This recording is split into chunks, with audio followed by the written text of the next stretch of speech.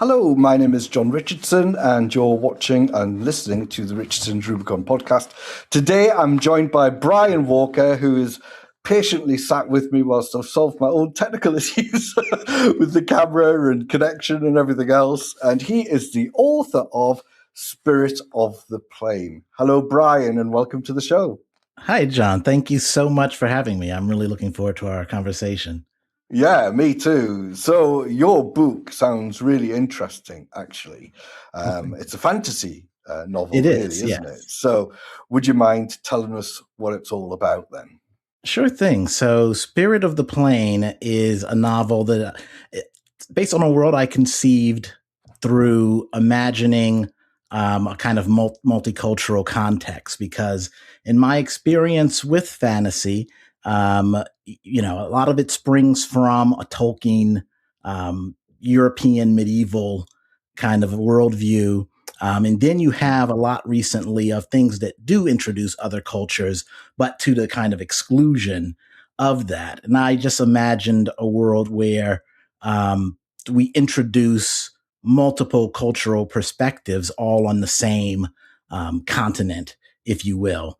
And in originally doing this, I had this question of, well, why wouldn't they have had conflict and colonization? And the idea of this wide expanse of territory, keeping them geographically apart and not having that conflict that would arise, and that being a magical force therein. So this area, the plane of the title, which is simply called the forest plane by characters within the world, is it has an enchantment that prevents people from either settling, prevents them from doing agriculture, prevents them from crossing with armies. And that's largely told through tales you hear of the history where people have tried to do this. So you do get introduced to cases where different parties have tried to go into the forest plain to settle, and it has not been cooperative. So the story here is not that it's not occupied. It actually has people there. They're referred to as the Yurbo, and they're kind of based on, I would say, a Western African itinerant people. Except, it's fantasied up. There were itinerant tribes, but they were probably just a few families of like 100 people. But it's fantasied up to these clans being like 5,000 individuals who are moving and migrating constantly. So they don't settle, and they have mages or sorcerers amongst them who are called the spirit talkers, who are in communion with the enchantment there. And they know when to move, when to go on to different territory, and to avoid the harm coming to them that has happened to other people there. So these individuals are settled there, and they've gotten used to this lifestyle. But meanwhile, you have other territories of people who do want this land, either because of overpopulation in their own world, or just looking for the domination of the world, and therein lies the conflict. So there is the Western people who have found someone prophesied to, quote unquote, break the plane, to remove this enchantment, and they are going about attempting to do that, which brings them into conflict with the Yurbo people and their way of life. Right. That sounds wild. It's kind of a lot. And, it springs forth from, there's, and this is where I said I might end up getting too pedantic, but there is this. I've got my little button ready. There is, I think we oftentimes get locked into the last like couple of 100 years of human history that we've emerged from. And we think of all of human history as being that.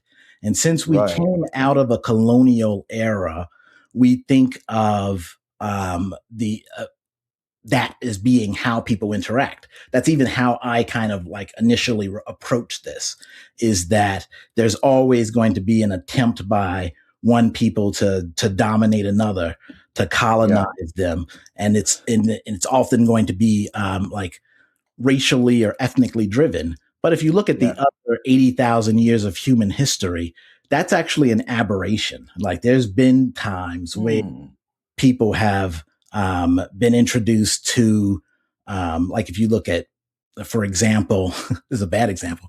It's just something that came to mind. Like the Mongols, like they attacked everyone equally. They didn't. No, they did. Yeah, they didn't necessarily demean them ethnically or anything like that. And then you get into like Persians. They had everybody was the other. Yeah. They had a multicultural empire in like Persia. I don't know what the time frame is. Sorry, and even the Roman Empire. Empire. I lost your audio just there. Basically, you said that the Roman Empire was basically, if you didn't speak Latin, you were the enemy type of thing. Is that what the gist of what you were saying? Yeah. Yes.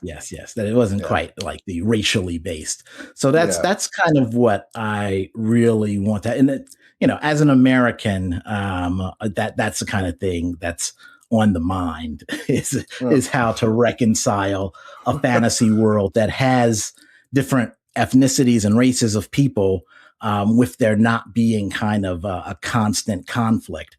And, what I kind of learned in research is, like I mentioned, it's really happened often throughout our history, but we don't tend to remember it because we've kind of immediately evolved from the colonial era, which put these things at high value. Yeah, I can see that. In fact, the fact that you've just pointed it out has brought that into sharp relief, actually. It's quite an interesting perspective you've got there. So you've got these characters. So this plot then of the book would be, I mentioned in our previous chat, you've got this highborn character, this aristocratic type person from a group of people who want the land, I guess, the forest plains. And he is somehow involved with the people that are already in there. Yes. And you've also got this other character who is going to be sent in to break the enchantment. Can you basically go into that in a little bit more detail, but no spoilers? Yes, absolutely. So I think my long diatribe before is by way of introducing that. So we have Collier, who's actually a biracial or multi background character. So he lives in a place that's called Greyhaven, which is more, a more traditionally European based society. It sounds like it, doesn't it? Yes. Greyhaven, it does. It brings you these sort of images of castles and turrets and, that sort of thing. Yeah, absolutely. Am I right? Is that how it's written? that's something how it's written. I think I described architecture a little bit different. I had this, no spoilers. It isn't really an important detail, but I imagined it as more like, the Ottoman in terms of just the architecture, but they're very much like what you'd expect of like England in the 1700s is the basis of this, because they're not. I can tell you what that was like, Brian. It was muddy and squalid. so maybe not much like that. But that's the heritage. He has both that heritage as well. 300 years later, it's not changed much. By the way, I've just got to say that. No, it's. I know someone who went like on a walking tour of Scotland and the English countryside over the course of a couple of weeks. Their photos were beautiful. I haven't done it. No, I bet they were. But so he has a multiple heritage. He is both Yurbo and of Greyhaven. So and that goes to speaking to what I was talking about before, that's not necessarily something that's a complete aberration in history. It has happened prior to this time period. Oftentimes, again, as an American, we tend to think of the world as emerging from a conservative era and getting more more diverse, when that's not exactly true. We're kind of going back to the kind of diversity and interaction that did exist for years. So sorry, anyway, to go off on that tangent. But yes, so he is fine. so he is, after some political strife, forced to go into the forest plain to try to find the area from which his father came, the clan from which they came. And that is how we are introduced to the Yurbo way of life, is through him as a window character. As a window character, yeah. Interesting. Yeah. So you've got this enchantment that covers the forest plain. So that would indicate you've got, obviously, the fantasy indicates magic of some level. So are there any other instances of magic within this book? Yes. So the Western people of the West who are looking to occupy the forest plain, they have an order of mages or sorcerers, which are called the Bruges. And they have long been somewhat, I don't want to say dormant, but they have kind of lost their way in terms of the use of magic. More of them are more pickpockets and scoundrels than actual sorcerers at this point. But they have found a young person, and this character is named Ashlyn, who is also a POV character, who has actual skill with sorcery, and she is prophesized to remove this enchantment. She's prophesized by one of the Bruges masters, who she personally does not think actually has the skill to make prophecy. So she is going off on this mission, even though, in a reluctant hero fashion, she doesn't actually believe that this can happen when we meet her. But through circumstances, she gains some faith in her ability to do that.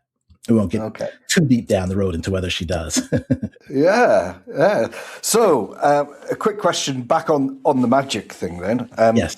And the reason I'm asking that is I'm looking for limitations on magic in your world building, because obviously if you could just wave your fingers and wiggle your eyes or something and something gets done, it's going to be a very short book. So you've already indicated that you've got some limitations there, and that was the fact that they've forgotten most of their magic, and there is a lot of it is unknown. Are there any other limitations, or is there more to this than meets the eye? There is. I actually, when I conceived of this magic system, I thought I was being quite clever and coming up with something that no other, I was thinking about this in a way that no other author has. And then I kind of discovered that a lot of fantasy authors kind of think about it the same way as I do, which is that if I look for a real world example of magic, what immediately comes to mind is like programming. It's, basically typing in and making things happen digitally, which are not possible. So I really came up with a magical system that's devised based on like programming languages. And, it also comes from, one of the first fantasies that I read and actually enjoyed was Ursula K. Le Guin's why am I drawing a blank now? The Earthsea cycle, or the Wizard of Earthsea, which has, a lot of it is based on naming. That's not necessarily a new concept at all. The way I reconcile or give this limitations is much like a programming language. There's a limit to how many names are known. The Bruges, once upon a time, knew names for nearly everything, but as they've lost their way, they've lost their way, they don't have that ability anymore.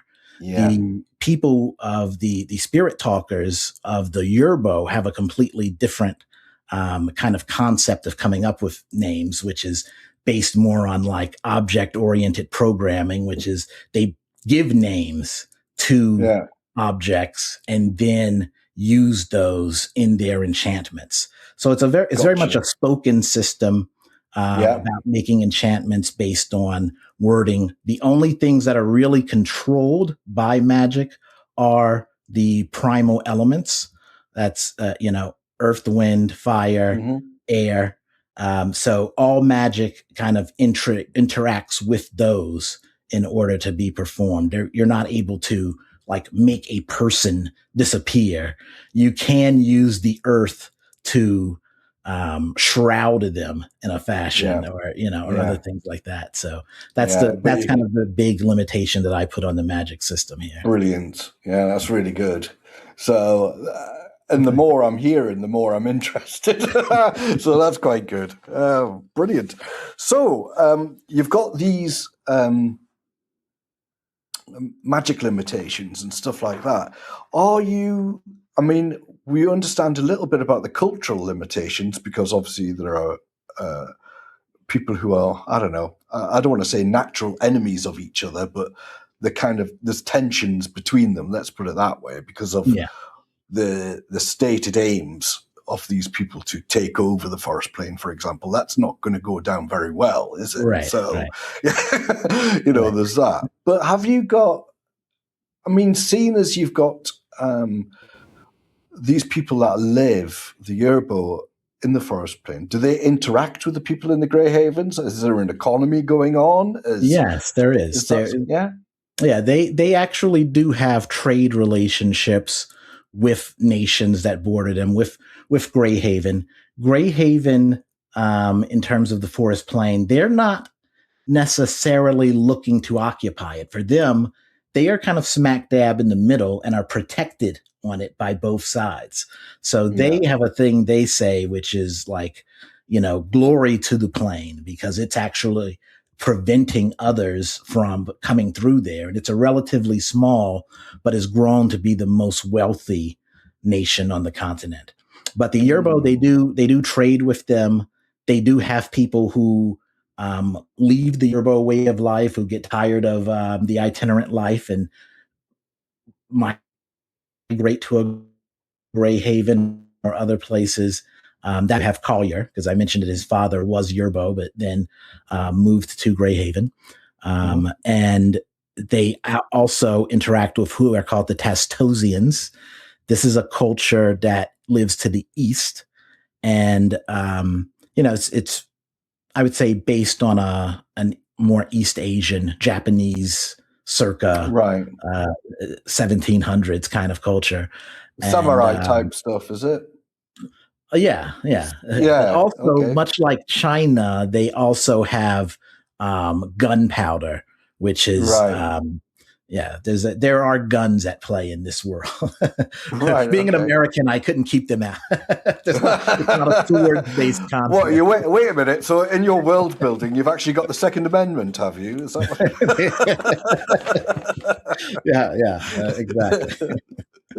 No, I just for fun or not, it's just for a little bit more specificity, set a timeline that's around the 1800s, where there's firearms. They fire one round. Yeah. Okay, so you've got them to within, I suppose, a few generations of living memory of what it could have been like. Yes. Yeah. Plus the magic, which is fading from memory for a lot of people, but there's a very real effect over the forest plane that is constant in people's lives, is where we're at now, I think, isn't it? And there's also something I can't believe I failed to mention. There's also like magical creatures. There's the Lyken, for one, which are, they're basically wolf people. And sometimes I have to explain to people, like, why are there wolf people? Like such a strange thing to happen. There's also bear people. And the reason is not unheard of. It was originally conceived as a general menace that would be in the forest plain, My kind of early writing on this in this world made it just a world filled with dangers. There were, wolf people who had come through and menaced them. But because I tend not to like a generic kind of evil, they evolved into something a bit more than that, to actually thinking, speaking people who have challenges of their own, that they've been kind of pushed out of their native land years past and are, find themselves as, in refuge, so to speak. Yeah. So they've got an edge in this as well. They've got a claim to this land as well, I guess, is what you're saying. Yeah. Yes. Well, they come into the forest plain as well. Actually, I don't think it says too much to say. I'm trying to think about giving too much of the story away. I don't think it says too much to say you do get introduced to Greyhaven through our Lyken characters as kind of a window character. Yeah. Right. Okay. Brilliant. So you've hinted at a couple of challenges there that you've had whilst you're creating this world. And one was the underlying menace. You wanted to have a menacing presence available in the forest plain. And you've basically said that whilst you were happy with that, you wanted more. You wanted it to be more complex, wanted to give it additional meaning, right? Is there anything else along a similar lines that you've done where you've thought of something, introduced it, and then thought, do you know what? I could make that a bit more complicated and interesting? Yeah, I mean, I think that's the original forest plain notion. I mentioned it. We get some stories of how it has lashed out at people in the past. What I also introduced was that the Yurbo aren't entirely free from it as well. There are injuries and things that have happened to their people due to this enchantment. They have at times run afoul of the force that rules the plain and found, Collier discovers in his time that there's men missing limbs because they have been taken off by tree roots and things like that are lashing out at them for violations.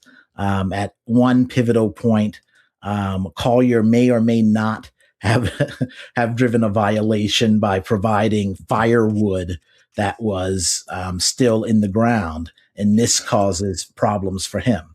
So there is, there were things that I added there to, so they're not at complete harmony, even though they do dwell there. There's still dangers and complications that were added. And there's still stuff they've got to be aware of and rules they've got to play by. Otherwise, they get it. Exactly. And so there's those, and at how we experience the forest plains magic the most is through the Western characters, Ashlyn, who has come to break the plane, and their sojourn through there, because they are completely without knowledge of how this truly works. They have a concept of it, but they don't necessarily know. But they don't know the nuances of it. Brilliant. So this sounds amazingly complex, actually. I mean, on the face of it, you could boil it down to three opposing forces, if you like, and one scenario, which is the forest plain. But you've made it really complex and interesting. So how long did it take for you to actually do this? Write this? So I would say it was probably a couple of years in terms of getting a draft of all of this content. And in terms of the world, I'm sure other fantasy authors experienced this, where it comes out very world building heavy in the beginning. So there's probably like 500 pages of content that doesn't even make it. That's just, stuff where it's explaining. I'll never forget, like the first chapter really told the story of 500 years of the forest plain and all the mishaps that had taken place there. And naturally, that's not there at all. But it does it does inform the way I think of the world, for one. So it definitely took a couple of years to get a draft out, and then another to really sand that into a story. Something that's readable. It's something that's readable. Yeah. Wow, that's incredible. So basically, I think you must have gone for what was like a top-down approach at first, creating everything. And then adding on the story, I guess, and then you basically just blew that apart and thought, no, I'm going to introduce the world through the POV characters in a little bit more of a, I don't know, appetizing way.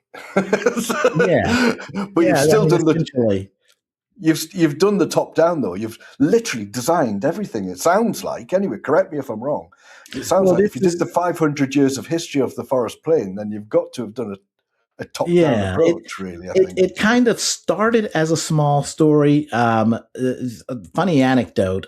I've done these contests, these prompt driven short story contests where you're assigned a genre and assigned a prompt, and it starts out with that. I was doing this contest. I think it's called something New York.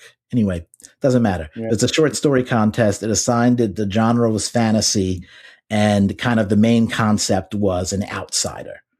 So that's kind of where I first had Collier entering the plane, encountering these people, coming into conflict with Lyken, a very, very simple story that was kind of character and action based. And then I went back and really complicated the But you world. loved it so much, you went back to it. That's where I really mapped out years, drew maps. That was another another thing that I got into. Well, that's fun though, Brian. It is. Fun. It really was. There's the map drawing part of this was a good time. Though the illustration that I ended up getting for the book was done by a professional illustrator. There's not my hand drawn hand-drawn scribbles. Oh, well, you can't have everything. That sounds incredible. It really does. I used to do short story competitions on one of my old websites. And we used to have a podcast which was about EVE Online. It's a multiplayer game online about spaceships and stuff. Right? And I think it was once every 6 months I used to go to CCP, the game developers, and say, oh, can you give us some in-game money to offer as prizes for the short story competition, which will be about EVE Online, that sort of thing. And they're like, sure. And I'll never forget this one competition I did, and it was just a picture of one of the interceptor ships. Just a picture, right? And I said, right, I can't remember how many words it was, whether it was 500 or 1,000, but it was a short story based on this interceptor ship. Thousands of entries we got for that. Oh, wow. Thousands of entries. I couldn't believe it. I didn't have time to go through each and every single one of them because there was just too many. So I had to farm this out to CCP to get them to read some of the stories. And some of my podcast friends were reading the stories. And I had to come up with a scoring system for them and everything. But in the end, it was very successful. We had a very good competition. But I love those competitions.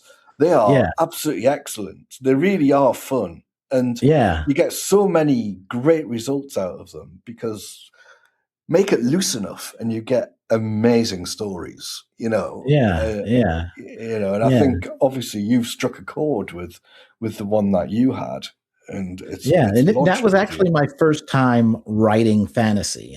Right. I mean, I'd read fantasy, enjoyed it. I considered myself to be a speculative author before, but more towards sci-fi, more towards dystopian type of world. But it was really that contest that launched me into this into world. the fantasy genre. Wow, that's amazing. So a little bit personal now, Brian. So any sort of TV programs that you like, or any films, or any other books? What's your favorite type of genre? If you named just one or two, I mean, weirdly, I would say my favorite genres of items are probably more what you'd call literary, somewhat absurd type of, the books I've devoured the most are by like Kurt Vonnegut. Right. I've probably read 10 novels of his. Don DeLillo, I've probably read 7 or 8 of his, like Philip Roth and Thomas Pynchon and those types of things. That was kind of my, that was really my ballywick throughout being like a teenager and younger person. I've actually come to things like fantasy and sci-fi as I've gotten older. As I've gotten older, I've needed more escapism from the harshness. The harshness and the brutality of life. Exactly. Yeah. Oh my God. I've read, like my kids, devoured like the Harry Potter books, and and I read them as well. And I've read like oh boy, I mentioned the Earth-Sea cycle, the Tolkien things, which I like to say originally when I was a kid and had The Hobbit to read, I for some reason just kind of like didn't take to it. Just didn't take to it at all. But it was actually the movies that got me back into. Isn't that interesting? It's very interesting. And, I remember reading The Hobbit when I was young. I got into it. I did get into it. But I mean, then I tried to read The Lord of the Rings, and it was just an absolute. I just could not. I was too young to read it. Not well developed enough to understand half the words. And all of that. And then someone suggested that I read the Silmarillion.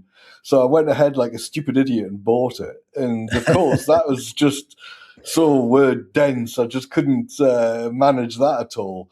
So basically, it was only, I think it was 2 or 3 years later, I read The Lord of the Rings, and I thought, what an amazing book. Yeah, but, I mean, there's a lot of things that I take from there, like dry, very dry in parts. I've got to say, Tolkien fans will hate me for saying it, but I thought it was absolutely, some of it, the pace of it was just, I don't know, there was something not right with it. But I mean, basically, that was just my own personal experience of it, But he was definitely doing a top-down approach in that world, I think, and I mean, I think a similar thing. I think his was escapism and layering on a complicated world to kind of escape from kind of the mid-century conflicts that that took were taken over off. Yeah. Oh, we're drifting into territory here. Hold on, can't do that. Right, so now then, this looks to me as if I'm reading it right, this is book 1, isn't it? Yes, and I've started writing the follow-up, which continues some of the character tales and introduces new ones as well. So I won't give away too much, so you don't know who lives or dies. but yeah. Well, that's very kind of you, actually. So don't do that. That's good. Yeah. Well, you clearly love it, so that's why you're doing book 2, and obviously with the trilogy, there'll be a book 3 on the way, so that'll be quite good. Yes. What another question that I didn't ask and I should have mentioned earlier, actually. Now, then you've got some interesting names. You've got Collier, you've got Arnak, you've got Ashlyn, right? Are there any conventions within naming that you've created within your world. So are these just kind of like random names that you've got for them that sound right? Or is there a specific naming convention for particular races? Yeah, no, there definitely is that. The naming conventions. One of the interesting ones is the Yurbo.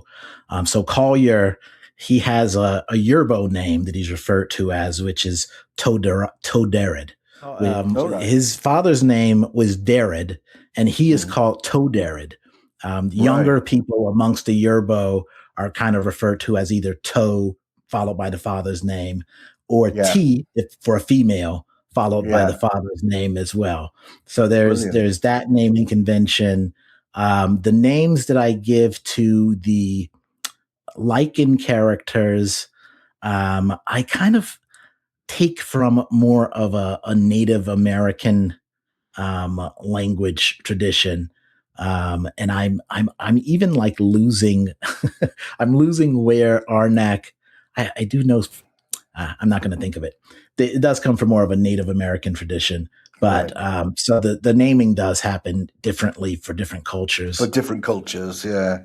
That's really good because that gives a lovely layer of interest when people are reading a book. It might sound like a really minor thing, but I love that sort of thing because it's like, that's a bit of background going on there, and languages.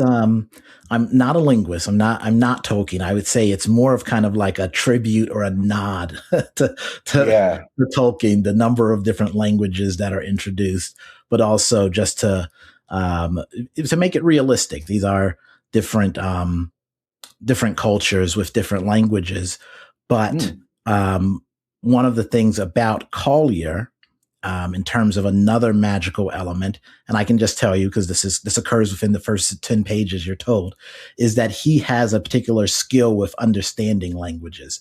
The Yurbo call it the ear, which he can understand languages even if he hasn't spoken them. Wow. So that's very good. It's a kind of a convenience. It is convenient, but also, but also but who cares? It gets the story done, doesn't it? It moves it forward, and it's just a minor sort of hand wave. It's very good. Yeah. That's excellent. Right. So, Brian, have you got anything else to say? Obviously, I'm going to put some credits up. And I'll do the show notes, and basically we'll have a link to your website on there and all of that good stuff. And your website, is that, by the way, where is it? What's your website? It is nearbeful.com. So that the way that is that's Brian backwards followed by FUL. All right. Okay. I'll have that on the screen. I'll type that out for people. So that's absolutely fine. Right. So what else would you like to say? Have you got anything that you'd like to round off with? I really appreciate the time. I could really talk about different evolutions of the fantasy world all day. This is under the name B. Marcus Walker because there is another Brian Walker already writing in the genre. Oh, is there? Okay. So that's why you see B. Marcus Walker, but I'm, What are you going to do? Yeah, well, this is it. Right, Brian. Well, it's been an absolute pleasure having you on, and I've enjoyed chatting with you immensely, and you've given me some fantastic. See, the reason I'm doing this podcast is because I will eventually write a book. I'm taking all the tips I can from all the great authors I can get on. Yeah, that's cool. Yeah, no, just do what I say. Yeah. So, thanks for that, and I wish you all the very success that you deserve. Thank you for that.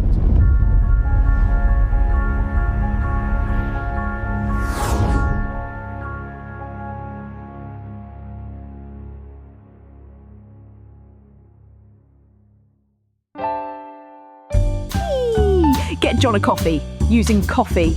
It'd be dead lush, man. Just go to richardsonsrubicon.com and click on the big coffee thingy. Cheers, Petal.